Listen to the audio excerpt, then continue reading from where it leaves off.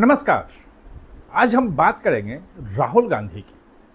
क्या राहुल गांधी का विकल्प कांग्रेस ने ढूंढना शुरू कर दिया है? ये एक बड़ा सवाल है। रामचंद्र गुहा ने सवाल उठाया था, लेख लिखा था, बवाल मचे थे, उस पर काफी रिएक्शन आया था उस पर। लेकिन पिछले कुछ महीनों से जो संकेत मिल रहे हैं और वो संकेत अब ज्यादा पुख्ता होने शुरू हो गए हैं, उसको अगर बिटवीन द लाइन समझें, तमाम बयानों को और जो कुछ भी फैसले अभी हुए हैं कांग्रेस में, जो चीजें चल रही हैं, उसमें यह लग रहा है कि कांग्रेस जो है वो राहुल गांधी का विकल्प किसी रूप में ढूंढना शुरू कर दिया है। और इसके लिए राहुल गांधी के जो कोटरी के लोग हैं, उनके जो करीबी हैं, जिनको उन्होंने अपने पास आसपास रखा है, जिनके सहारे वो चलते हैं, जो उनके लिए मुद्दे तय करते हैं, वो सब में हड़कंप मचा हुआ है। वो एक के बाद एक जो है वो अनर्गल बयान सब दे रहे हैं, चाहे वो शशि थरूर हो, चाहे मल्लिकार्जुन खड़गे हो, चाहे आप पवन खेड़ा को ले लें, बाकी जगह सब देखेंगे तो इन चीजों को दरअसल डिटेल में समझने की जरूरत है। तो सबसे पहले कि पिछले कुछ महीनों में जो फैसले हुए हैं कांग्रेस के, वो कहीं ना कहीं राहुल गांधी के कमजोर होते नेतृत्व को दिखाता है, उनकी पकड़ कमजोर हो रही है वो दिखाता है, या वो एकोमोडेट कर रहे हैं, वो लोगों की बात मान रहे हैं। अभी तक ये था कि राहुल गांधी जो कह देते थे वही होता है। जो राहुल गांधी और कांग्रेस को कवर करने वाले पत्रकार हैं, उनके समर्थक जो हैं, उनकी भी मैंने बहुत सारी चीज़ें सुनी, जो विश्लेषण सुन रहे हैं उनके करीबी पत्रकारों के भी, तो उसमें भी चीज़ें जो निकल के आ रही हैं बिटवीन द लाइन्स, अगर उसको समझ रहे हैं तो कुछ ना कुछ तो गड़बड़ चल रहा है वहाँ पे, और उसके बड़े संकेत मिल रहे हैं। मतलब अगर आप डीके शिव कुमार की ही बात करें, उनके मुख्यमंत्री की बात करें, तो सभी लोग एक्सेप्ट करते हैं। ये कांग्रेस में जितने भी नेताओं से बात हुई, उनसे जुड़े जो कवर करने वाले पत्रकारों से बात हुई, सभी एक्सेप्ट करते हैं कि जो राहुल गांधी हैं वो डीके शिव कुमार को फिलहाल मुख्यमंत्री बनाने के पक्ष में नहीं थे। वो डीके शिव कुमार को समय भी नहीं दे रहे थे। वो पिछले साल एक दो बार मुलाकात हुई थी, उसके बाद वो लगभग ये था कि ठंडे बस्ते में डालो, एक ओबीसी फेस हमारा है सिद्धारमैया के रूप में, ओबीसी के हम पॉलिटिक्स कर रहे हैं तो वो हम करते रहेंगे, बाकी कोई ओबीसी हमारा मुख्यमंत्री नहीं रह जाएगा। जो 4 मुख्यमंत्री हैं उसमें एक भी ओबीसी मुख्यमंत्री नहीं रहेगा। और ये जो पूरी ओबीसी की पॉलिटिक्स थी राहुल गांधी की 2024 में, जो उन्होंने राह पकड़ी थी, जातीय जनगणना की राह पकड़ी थी, वो सब फेल हो जाएगा। वो नहीं रहेगा। तो वो नहीं चाहते थे। और उसके बाद डीके शिव कुमार ने संपर्क किया प्रियंका गांधी से, और प्रियंका गांधी ने फिर सोनिया गांधी को मनाया, फिर राहुल गांधी, बाकी सब माने, और अंत में एक बात हो गई कि ठीक है, जो प्रियंका चाह रही हैं वो करना है। और आपने देखा कि परिवर्तन हो गया। सिद्धरमैया ने कहा कि भाई ऊपर से फैसला हमें मानना पड़ेगा, किस रूप में माने वो सब जानते हैं। उनको दिल्ली में लाना चाहते राज्यसभा में, लेकिन उन्होंने कहा कि नहीं, मैं वहीं रहूंगा। और डीके शिव कुमार ने सब संभाल लिया। इसमें प्रियंका लॉबी जो है वो राहुल गांधी पे भारी पड़ गई। एक तो ये कमजोरी दिखा रही है कि यहाँ पे है। यही बात लगभग अगर आप देख लेंगे तो आपको नजर आएगा केरल में। केरल में जो वीडी सतीशन है वो मुख्यमंत्री बनने के दावेदारी कर रहे थे, जमीन पे उन्हीं का काम था।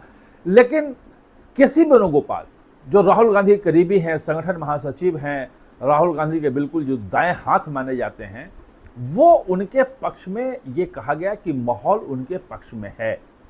और अधिकांश विधायकों के साथ जो बैठक हुई, उस बैठक में विधायकों ने कहा कि वो केसी वेणुगोपाल को चाहते हैं। वहाँ के सांसद जो थे, अब 19 सांसद वहाँ के हैं कांग्रेस के और उसके इंडियन यूनियन मुस्लिम लीग के, तो कांग्रेस के तमाम सांसदों ने भी कहा कि भाई हमें जो है वो केसी वेणुगोपाल चाहिए। लेकिन प्रियंका गांधी वायनाड से जो हैं वो सांसद हैं। वायनाड पहले राहुल गांधी थे और 2 जगह से जीते, तो उन्होंने एक जगह वायनाड खाली किया, और प्रियंका गांधी वहीं से लोकसभा में हैं, प्रतिनिधि करती हैं। तो प्रियंका गांधी बीच में आई, और प्रियंका गांधी ने जो वीटो किया, जो तमाम चीजें की, उसके बाद जो है वो वीडी सतीशन वहां के मुख्यमंत्री बने, यानी कि वहां भी राहुल गांधी की नहीं चली। आप सोच सकते हैं कि जो एक छत्र था जो राहुल गांधी चाहते थे, सोनिया भी मान लेती थी, सभी मानते थे, जिसको चाहते थे जहां उसको बिठाते थे, जिसको चाहते थे वो निकालते थे, जो नहीं उनके साथ एकोमोडेट कर, जिसको पसंद नहीं करते थे, वो सब बाहर का रास्ता देख लेते थे। उनको कोई फिर दोबारा सुनवाई नहीं होती थी, किसी और से वो मिल नहीं सकते थे। चाहे आप हेमंत बिश्व शर्मा का ले लें, चाहे आप बाकी जितने भी नेता वहां छोड़ के निकले हैं, ज्योतिरादित्य सिंधिया से लेके तमाम लोग, वो अगर राहुल गांधी के करीब से अगर निकल गए और राहुल गांधी ने उनको समय नहीं दिया, जो कुछ भी हुआ, तो उसके बाद फिर उनका कोई था नहीं कहीं कुछ भी, तो वो बाकी जाएं या पार्टी में साइड लाइन हो जाएं। अब प्रियंका गांधी उसमें आगे प्रिवेल कर रही हैं।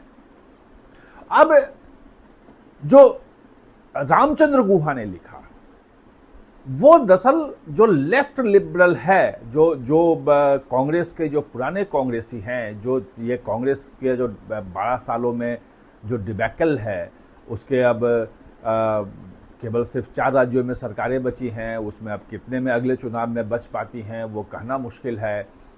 सांसद भले 99 हो गए हों उसको, और राहुल गांधी की बड़ी जीत के रूप में उनके आसपास के लोगों ने पेश किया था उनको 2024 में कि देखो राहुल गांधी जो हैं वो जीत गए हैं और वो असली प्रधानमंत्री वही हैं और जननायक हैं, और क्या क्या चीज़ें उनके लिए कही गई सब।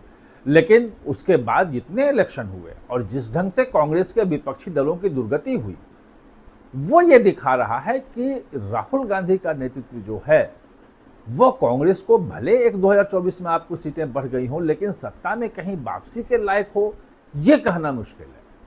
एक ले देके आप सत्ता में वापसी कह सकते हैं, मतलब उसमें भी 10 साल बाद। वो केरल में हुई है इधर, और केवल 4 राज्यों में, हिमाचल में अब इलेक्शन नजदीक आ गया है, वहां क्या होगा ये सब जानते हैं।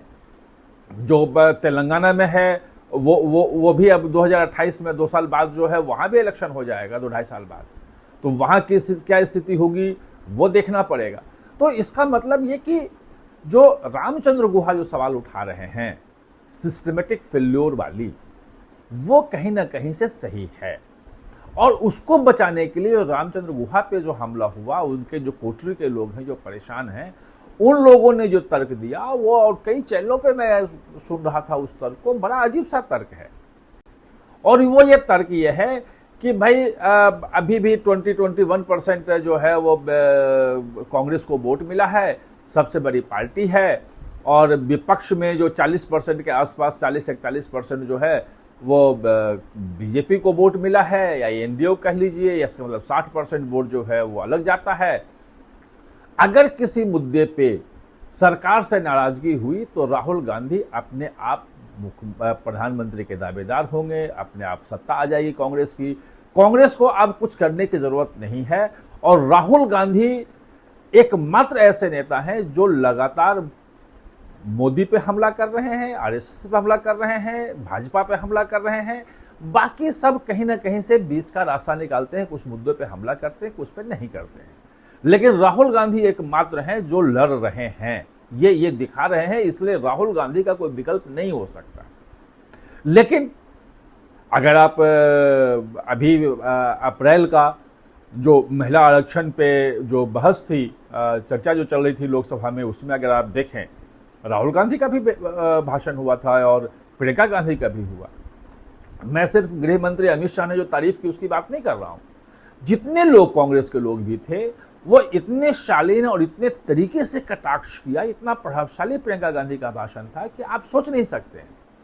लेकिन अभी उनको लाने की बात नहीं हो रही है, क्योंकि बात यह है कि भाई प्रिवेल तो कर रही हैं वो। और अभी जो आपको कल्ट जो दिख रहा है, जो राहुल के खिलाफ वाले जो लोग हैं, जो मतलब जो प्रियंका के करीबी हैं, वो जैसे प्रभावशाली हो रहे हैं, और उनकी लोकप्रियता को देखते हुए कांग्रेस के जो बड़े कुछ नेता हैं उनमें भी हड़कंप मचा है। जैसे वो एक हड़कंप है, आप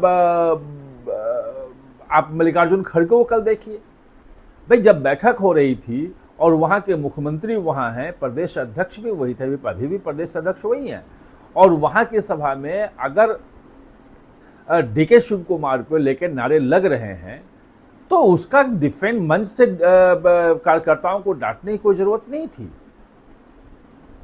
जो मल्लिकार्जुन खड़गे डाटा कि भाई हम सब जो है सबका योगदान है, कोई ऊपर नहीं है, पार्टी सबसे ऊपर है और पार्टी के लिए नारे लगाइए, किसी व्यक्ति के लिए नारे मत लगाइए, ये एक फ्रस्ट्रेशन दिखाता है कि कहीं ना कहीं कि राहुल गांधी के साथ रह करके जो चीज़ें कर रहे थे, राहुल गांधी के जो नहीं राहुल गांधी पसंद कर रहे थे, वो भी अब बड़ा नेता बन के आ रहा है। और मल्लिकार्जुन खड़गे के बाद इस उम्र में उनके लिए क्या रास्ता होगा ये कहना मुश्किल है।